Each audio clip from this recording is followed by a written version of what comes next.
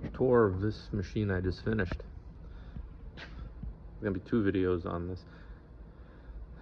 This one my wife saw on the side of the road. She was heading into town and she let me know, and I was right down the street. Guy had put it out for free. Said it's an orange snowblower. Well, probably an Ariens. Turns out it was. And I don't need another snowblower. I don't really need any snowblower. I have a plow for my wheel horse, but I have a little Toro that I like, and I always wanted an older Ariens. And wouldn't you know it, one fell in my lap. So I ran down, grabbed the trailer and grabbed it, and the engine was locked up. Had a broken connecting rod. It's over there in a pile with some other ones.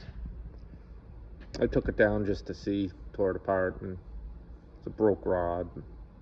Had oil. So I needed an engine. I was gonna make that white 7-horse work, but that needed some work. I was really gonna try to, make it correct and put that 7-horse Tecumseh back on it. Ultimately, I had this nice, this is a Mitsubishi. It's kind of a unique engine. You don't see these often. And what happened was in the mid-late 80s, when Toro switched to the power shift snowblowers, Mitsubishi was trying to get a foothold, small engine market like Honda and Kawasaki, to a lesser degree Yamaha. So they came out with this engine. They probably had it in Japan. They put it on the Toros, and there's nothing wrong with them. They're great. They can be tricky to get parts for, but they very rarely fail. So the snowblower I had it on had problems, but the engine was good. It fired up real nice. There's a couple of the issues you're going to run into if you do come across one of these swaps. Number one was the shaft. It's a 7/8 shaft. I'm not going to take this cover off. You might be able to see. You can kind of see that shiny part. That's a sleeve adapter to make it work on the Ariens pulley. Now I probably could have used the pulley that came on this engine, but I don't know what I did with it. I usually don't care. I don't know why I would have. I don't think I did. I'm sure I'll find it. So I used the sleeve adapter. I had a couple anyway. And you just use your shaft key and set screws and you're in business. So that got me where I wanted to be with that. Then I ran into issues mounting the engine. And I kind of made it a little more complicated than it could have been. So if you see right there, those are the 2 bolts on this side. Now, these Ariens have studs that come through. And they also have another set of mounting holes. You can see the back side of one right there. But if you mount it there, you're going to be too far back. So it lined up perfect on those holes. The problem I ran into, that casting is really thick. And on these Ariens, these Tecumsehs, I guess I got rid of the old block. It's not an issue because it's a steel plate that's bolted to the bottom of the casting. On that 5 horsepower, it isn't. But on the 7, it is. Kind of weird. Now, 2 things you could have done.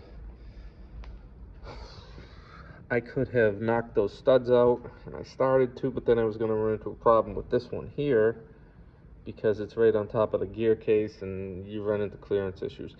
And they held really good, and the good thing about the studs is you don't have to grab it from the bottom. So what I did was I took some of those anchors that you use in like a 2x4 if you're building a swing set and you want to run a regular bolt, not a lag, and I tacked 1/2-inch bolts to the top of that, and those threaded down inside.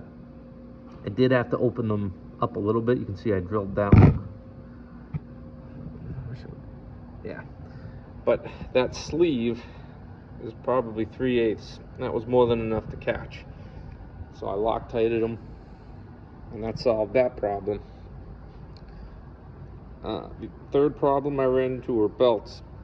When you look up Ariens ST24 92048, you get a set of belts, and the ones I had were two too long or too short. I can't remember which. I was only an inch off, so I took them. They didn't work. I figured I have a belt gauge right there. Roughly figured what I needed, and 1 inch in either direction, I can't remember the size, did fit. So that worked out well. And the fourth problem I ran into was the chute control. And that's a video that I just did and how I made this, and now it's done. I just welded a spacer onto this. It's 3/8 shaft, and then cut the end off a clevis pin, cotter pin, or whatever you call those. And you can still remove it. This little grommet comes out, so if I do have to take this apart, but it comes apart right there anyway. I mean, why would I take all this apart? I wouldn't. So while I had it apart, I greased up everything. It says the nice heavy auger on there. It does have a cast aluminum gear case, but really I've never had a problem with those. The only ones you had a problem with were some of the later ones before they switched back to cast iron. But these, I mean, this wasn't a commercial one. This was just a regular homeowner one, which is pretty well built, and you don't run into problems with these. Toro used them for years on 20 horsepower wheel horses with a 44-inch bucket, and as long as they're made right and you have oil, they don't let go. Those shear pins will break first. So I'm not worried about that. Nice big bearings on the side. Everything underneath in here was good. It's just clean and greased. It does have the lockout hub where you can unlock that hub and you can turn it from side to side, or just leave it unlocked or locked all the time. Everything else was greased good. The original switch doesn't have electric start. It has a cover for it, but the original switch wiring worked up, so that switch does work for on and off. Change the oil, puts a little bit of air in the tires, and this thing was in excellent shape. I took out the throttle control. Wasn't quite long enough, and I guess I didn't keep it off the Toro, but it's already got it right here. It really doesn't matter. You're already putting your hands over there for the choke. That's the primer up there, so it's redundant, which is fine. Tank is perfect on the inside too. It's a galvanized tank. I mean, it's really typical Japanese quality from back then when they really were making top-notch stuff, and still do. It runs good.